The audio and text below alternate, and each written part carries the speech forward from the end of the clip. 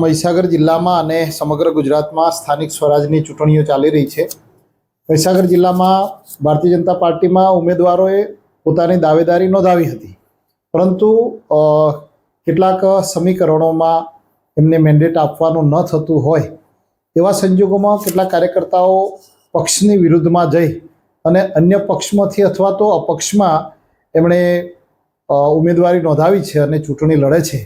એવા મહીસાગર જિલ્લાના લુણાવાડા તાલુકાના 2, ખાનપુરમાંથી 3, વીરપુરમાંથી 1, કડાણામાંથી 3, બાલાસિનોરમાંથી 3 અને ગોધર તાલુકામાંથી 1 એમ કુલ મળી અને 13 જેટલા કાર્યકર્તાઓને પાર્ટીના પ્રાથમિક સભ્યપદેથી અને સક્રિય સભ્યપદેથી સસ્પેન્ડ કરવામાં આવ્યા છે, પાર્ટીમાંથી મુક્ત કરવામાં આવ્યા છે।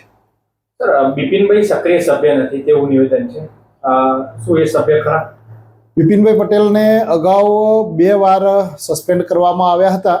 સસ્પેન્ડ કર્યા બાદ એમણે ફરી પાછા પાર્ટીનો સંગઠનનો કાર્યક્રમ ચાલ્યો એ દરમિયાન સક્રિય સભ્ય એ બન્યા હતા અને સક્રિય સભ્ય બન્યા બાદ ફરીથી એમને આ વખતે પાર્ટી વિરુદ્ધમાં જઈ અપક્ષમાં દાવેદારી કરતા એઓને ફરીથી પાર્ટીના પ્રાથમિક સભ્યપદેથી સસ્પેન્ડ કરવામાં આવ્યા છે।